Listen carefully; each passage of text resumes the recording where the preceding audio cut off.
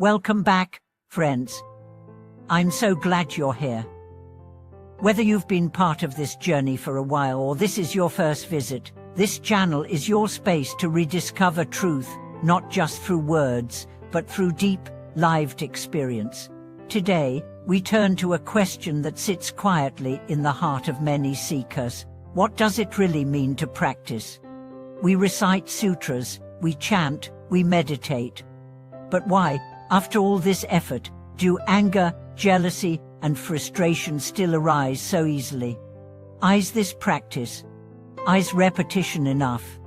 What if I told you that true practice is not about how many hours you meditate or how many texts you've memorized, but about how deeply you've allowed those teachings to change your mind, open your heart, and humble your ego? In today's reflection, we'll uncover what the Buddha truly meant when he spoke of practice. We'll look beyond surface rituals and dive into the transformative power of insight, intention, and integrity. We'll rediscover that real practice doesn't happen just on cushions or altars. It happens in traffic, during arguments, while washing dishes, and in every mundane moment when your ego has a chance to step aside. Let's start with a powerful metaphor. A monk once asked his teacher, "If I chant 1,000 sutras every day, am I progressing on the path?" The master replied, "If those sutras pass only through your lips but not your heart, they're just wind." That reply might sting, but it's true. How often do we use practice as a form of spiritual performance? We wake up early, we light incense, we sit, we recite, but inside, we are still calculating, still comparing, still clinging. True practice isn't about what the world sees. It's about what you do when no one is watching. It's about the way you speak when you're irritated. It's about the thoughts you feed when you're alone. It's about how you treat the waitress who gets your order wrong. These moments reveal the depth of your practice more than any chant ever could. Let me tell you a story. A man named Jun had been practicing Buddhism for over 20 years. He attended retreats, gave talks, even taught meditation. On the outside, he was a model of devotion. But inside, he was constantly angry at his wife and critical of his children. He justified it by saying, "It's their karma to be taught discipline." At one day, during a silent retreat, a senior monk asked him, "What is the use of knowing emptiness if your house is full of fear?" Jun broke down. He realized that he had been hiding behind Buddhism, using it not to liberate himself, but to control others. He went home and changed his entire approach. He didn't chant more. He didn't study more. He listened more. He apologized. He allowed his family to see him not as a teacher, but as a student of life. And that's when his real practice began. This is the point. Practice is not a role you play. It's a relationship you build with yourself, with truth, with the present moment. The Buddha never asked for blind ritual. He asked for wakefulness. He said, "Better than 1,000 hollow words is one word that brings peace." So ask yourself, what part of your practice brings you closer to peace? And what part is simply habit? Maybe you sit in meditation, but spend the whole time planning your next move.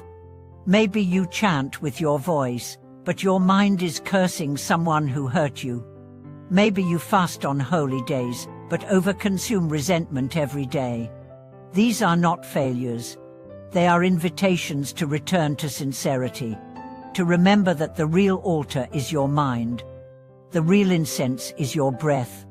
The real mantra is your intention. Let's take another example. A woman named Tara had stopped going to temple because she felt like a fraud. She was kind to strangers but harsh to her mother. She avoided certain rituals because she couldn't feel sincere. But her turning point came not at a monastery, but in a hospital. Her mother became seriously ill. In the silence of that sterile room, Tara began whispering mantras, not from duty, but from love. She remembered everything she had studied. But more importantly, she remembered compassion. In that moment, she wasn't practicing Buddhism. She was living it. Her tone changed. Her posture softened. And even though her mother eventually passed away, Tara said, "That was when I truly became a practitioner. Not when I got it right, but when I became real." That's the shift. Real practice isn't clean. It's messy. It's made of tears, mistakes, and apologies. It's the willingness to look in the mirror and say, "I still have work to do, and I'm not ashamed." The Buddha didn't become enlightened by escaping humanity. He woke up in the middle of it. Under a tree, on the ground, with no tools except breath, presence, and unwavering attention. So if you want to practice, sit, yes, chant, yes, but also wash your dishes with full presence, speak kindly, even when no one's recording. Let your pride die before your voice rises. This is the path, the real path, the one you walk in your slippers, not just in your robes. Let me say something hard but necessary. Many of us practice to avoid discomfort.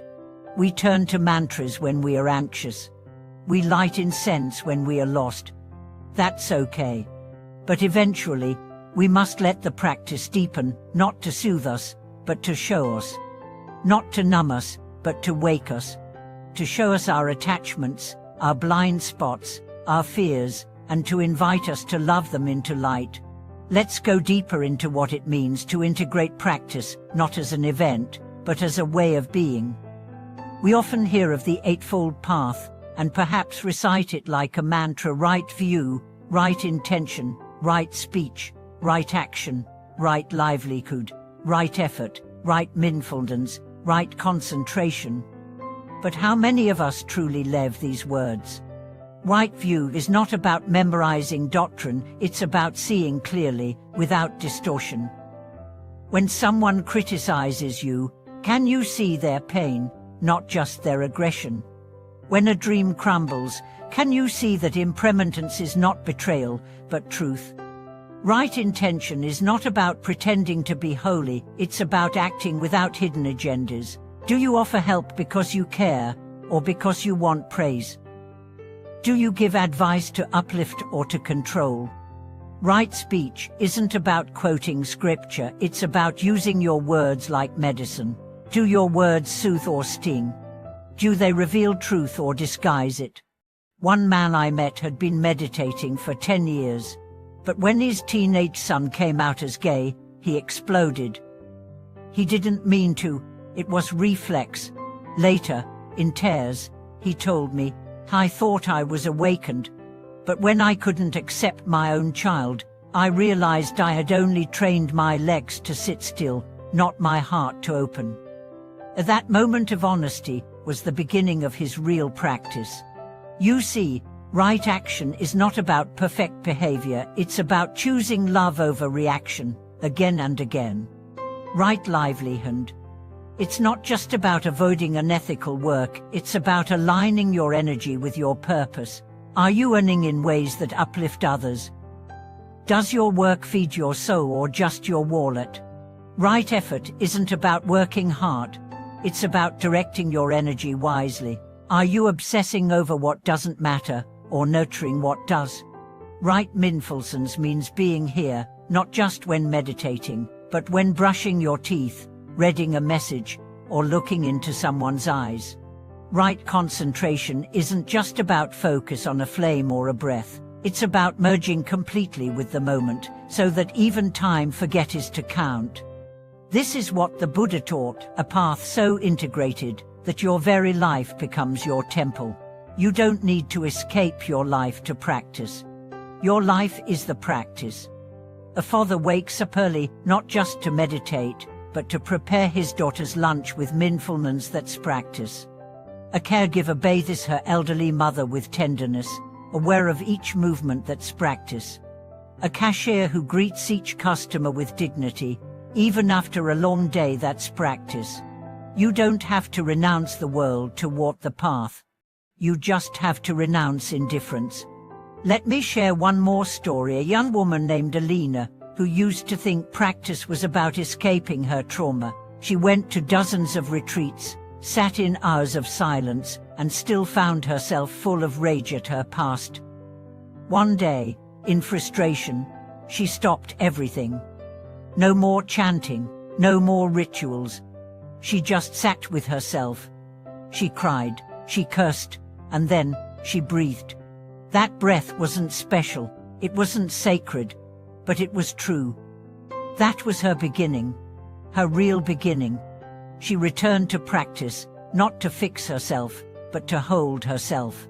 That's the moment everything changed. Because true practice doesn't fix, it transforms. Not by force, but by presence. Real spiritual practice is not about appearing peaceful. It's about becoming peace. Not about quoting teachings, but living them, especially when no one is watching.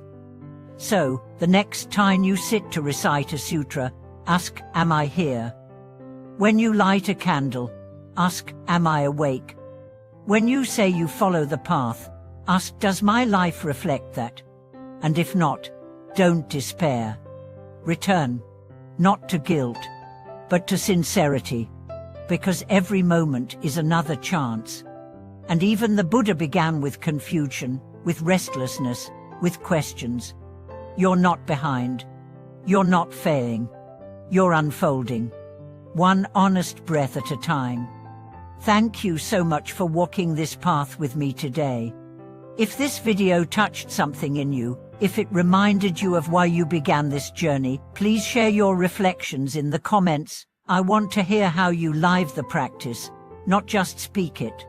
And if you found value here, subscribe to the channel, like this video, and share it with someone whose practice might have grown tired, not because they stopped, but because they forgot that the sacred is already right here. Thank you for watching this video.